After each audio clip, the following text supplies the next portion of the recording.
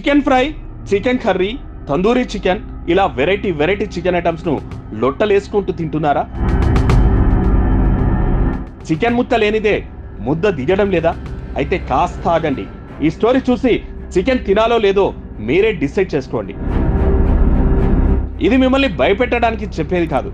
తాజాగా ఓ పరిశోధనలో తేలిన షాకింగ్ నిజం. చికెన్ అంటే నాన్ వెజ్ ప్రియులకు నోరూరుతుంది. చాలా మందికి చికెన్ లేనిదే రోజు గడవదు.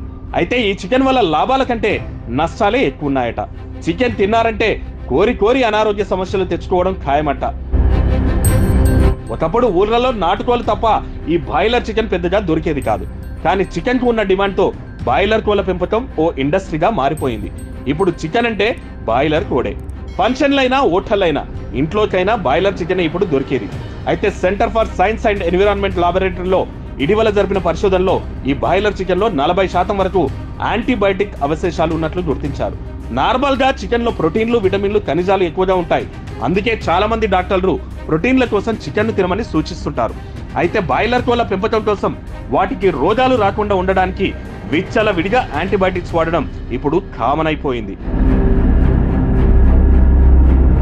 దీనివల్ల చికెన్ తిన్న వారి శరీరాలపై ప్రతికూల ప్రభావం పడనుందట. చికెన్ లోని యాంటీబయాటిక్స్ అది తిన్నవారి శరీరంలోకి వెళ్లి నిరోధకత పెరిగిపోతుందట. దీనివల్ల ఆ వ్యక్తి బ్యాక్టీరియల్ ఇన్ఫెక్షన్లకు గురైతే యాంటీబయాటిక్స్ పని చేయకుండా పోతాయంట. దీనివల్ల చాలా సమస్యలు వచ్చే అవకాశం ఉంది. ఫలితంగా చిన్న ఇన్ఫెక్షన్ కి కూడా అడ్వాన్స్డ్ యాంటీబయాటిక్స్ తో ట్రీట్మెంట్ చేయాల్సి వస్తుంది. ఒక్కోసారి అది ప్రాణాంతకంగా కూడా మారే అవకాశం లేకపోలేదు. బాయిలర్ కోళ్లు కాకుండా నాటుకోళ్లు తీసుకుంటే ఈ సమస్య వచ్చే అవకాశం లేదని కూడా పరిశోధనలో తేలింది. నాటుకోళ్ల పెంపకానికి యాంటీబయాటిక్స్ వాడరు కనుక ప్రమాదం లేదని పరిశోధకులు తెలిపారు. సో చికెన్ తినండి, కానీ నాటుకోడి చికెన్ మాత్రమే ప్రిఫర్ చేయండి. ఇది ఈ స్టోరీ సారాంశం. లేదు మేము వినమంటారా? ఆ తర్వాత మీ ఇష్టం.